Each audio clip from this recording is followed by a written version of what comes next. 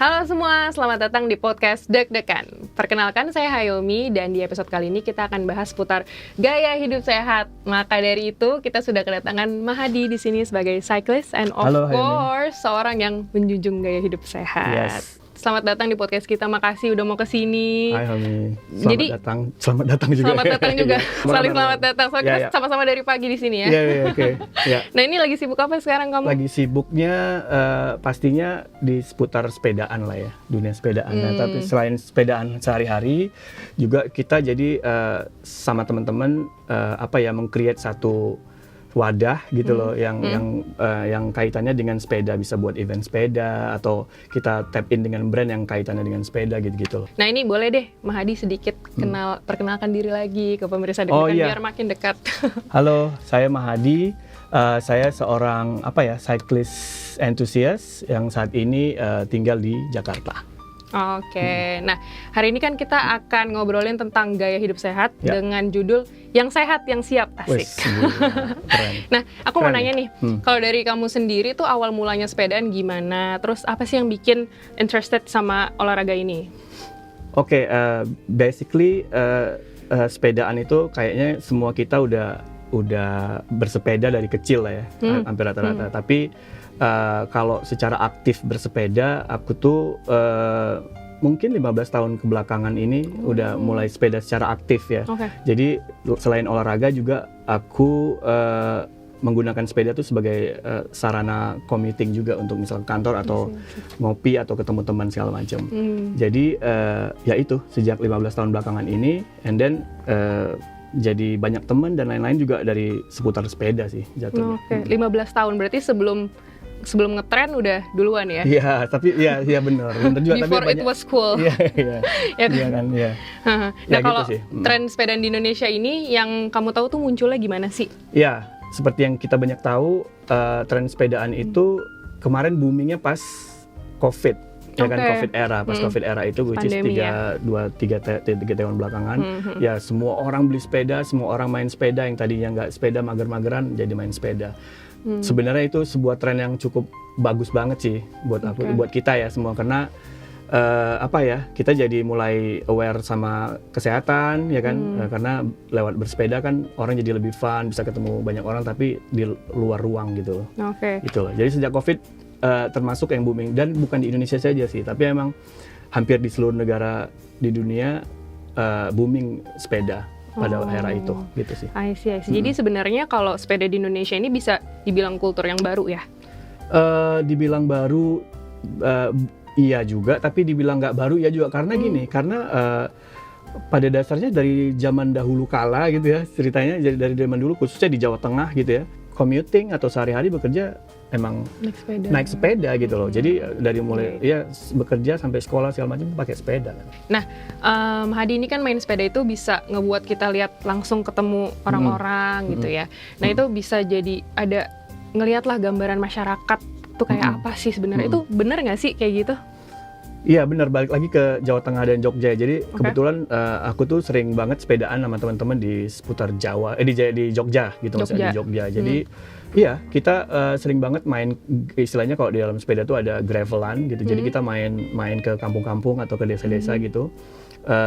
Ya salah satunya di daerah Sleman. Kita di Jogja gitu. Nah, jadi kita sering banget tuh di tempat-tempat itu kayak singgah untuk ngopi, singgah untuk sarapan di kampung-kampung. Biasanya kita ngopi di warga gitu, coffee shop, bukan coffee shop, sorry, warung kopi lah gitu, warung kopi desa-desa gitu. Biasanya nongkrong, ngobrol-ngobrol, cerita. Karena kan habis itu kita menuju tempat lain lagi. Nah, mereka biasanya buatin kita sarapan sama kita ngopi, ya gitu. Paling sarapannya ya ala kampung lah gitu. Seru deh. Sama Hadi, aku boleh diceritain dikit nggak sih kejadian yang paling berkesan waktu di Jogja, di Jawa Tengah tuh, yang kelihatan langsung, yang berhubungan sama masyarakat langsung, yang paling diingat? Sebenarnya hampir semua cerita sepedaan kita berkesan ya.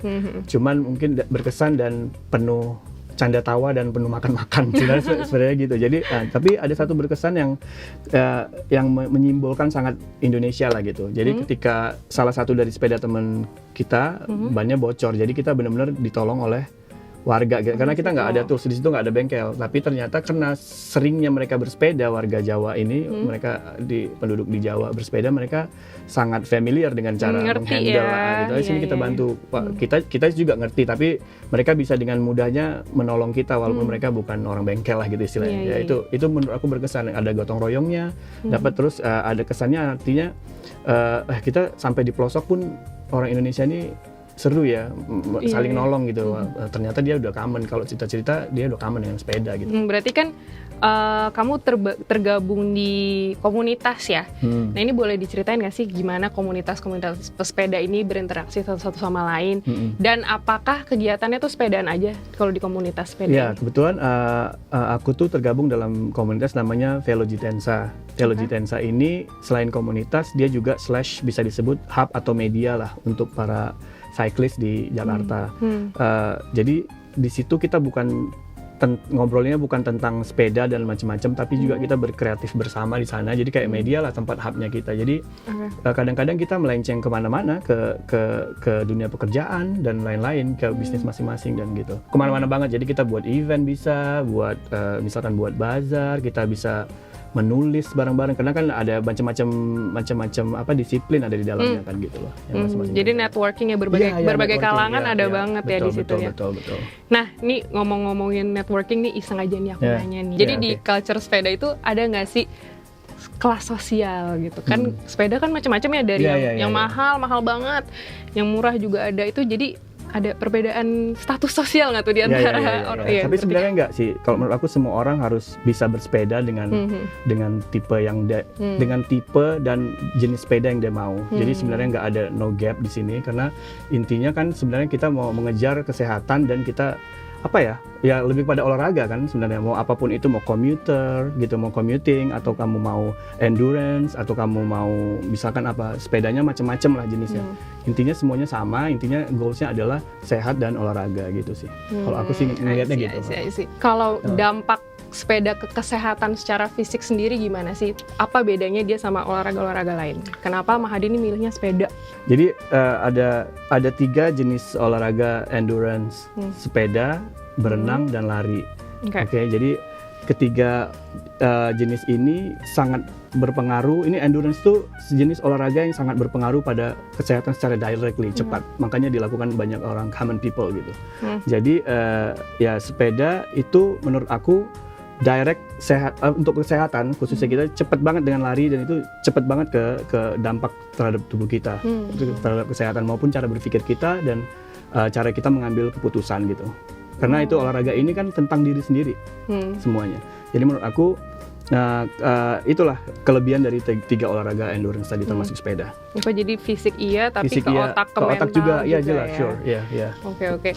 Nah tadi kan udah dijelasin dampak positif ke diri kita sendiri ya. Nah kalau ke lingkungan gimana? Kalau ke lingkungan? Ke lingkungan, ya udah pasti lah. Jadi sepeda itu kan salah satu, udah pasti semua orang tahu, salah satu olahraga yang non emisi kan, jadi nggak ada asap, nggak ada apa. Jadi dia salah satu olahraga yang mensupport green living, yang memang menyelamatkan udara dunia itu ya sepeda. Even yang listrik ya, kan zero emission juga gitu. Oke, tadi kan udah dampak diri sendiri, dampak lingkungan nih, tapi kalau kamu bisa kasih kesimpulan, apa aja sih sebenarnya dampak positifnya bersepeda? Bikin pointer singkat aja. Jadi pertama udah pasti tadi hemat, karena kita tidak beli bensin segala macam, ya lu cukup bersepeda aja segala macam. Yang kedua sehat, udah pasti sehat, karena ketika kita sehat, ketika kita bersepeda udah pasti kita ya tubuh kita sehat lah ya. Karena kalau udah sehat udah pasti kita dalam menjalani hari-hari itu pasti siap. Jadi yang sehat yang siap gitu. Jadi menurut aku keuntungannya sangat banyak dan semuanya positif. Tadi hemat, sehat, dan siap. Jadi ketika kita siap kan artinya kita menjalani hari-hari bisa lebih firm gitu loh, lebih firm, lebih kepala jernih juga. Ya, kepala jernih, ya jelas lah gitu. Jadi lebih jelas gitu hari-hari kita setelah kita berolahraga gitu. Thank you so much, Mahadi. Hari ini dapat insight banyak banget tentang kesehatan, pastinya especially about cycling.